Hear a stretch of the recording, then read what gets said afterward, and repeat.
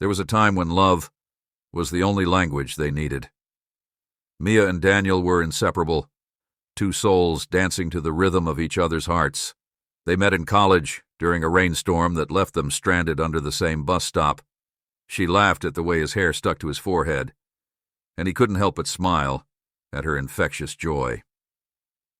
That day marked the beginning of countless shared moments, late-night calls, spontaneous road trips, whispered dreams, and promises of forever. They were young and wild, believing that love could conquer anything. But life has a way of testing even the strongest bonds. After graduation, Daniel received a job offer in another city, an opportunity he had been working toward for years. It was his dream, but it meant leaving behind the life they had built together. He hesitated, torn between ambition and love. "We can make it work," Mia assured him, her eyes sparkling with hope. "Distance means nothing when hearts are close." He wanted to believe her. He wanted to stay. But in the end, he chose his dream.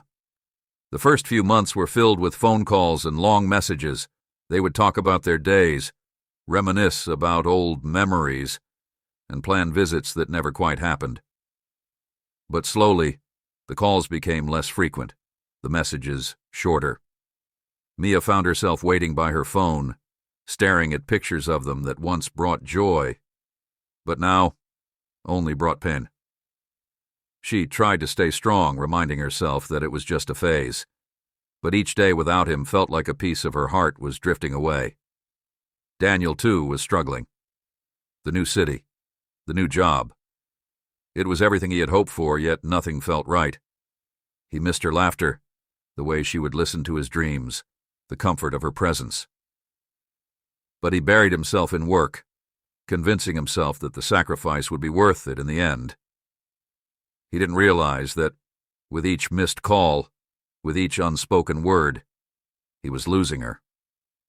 Months turned into a year. Mia's hope began to fade.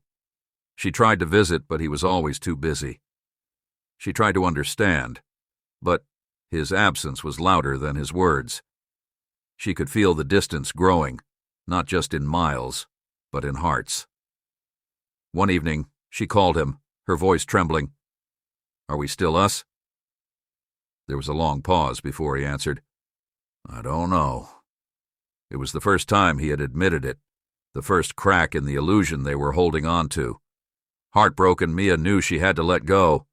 She couldn't keep loving someone who was no longer there. She wrote him a letter, pouring out every emotion, every memory, every dream that was now shattered. She told him she loved him, but that love wasn't enough to bridge the distance that had grown between them.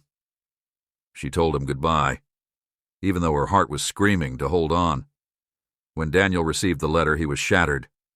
He realized how much he had taken her for granted, how he had let his dreams blind him to the one person who believed in him the most.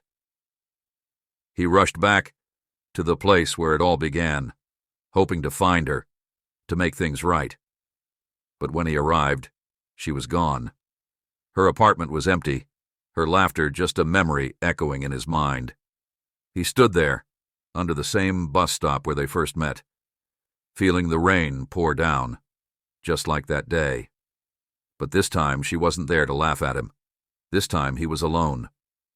He realized that he hadn't just lost her. He had lost a part of himself. Mia moved on, carrying the scars of a love that once meant everything. She learned to live without him, to find happiness again. But a part of her would always remember.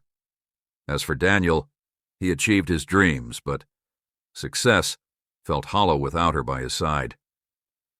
He lived with the regret of unspoken words, of love lost to distance and time.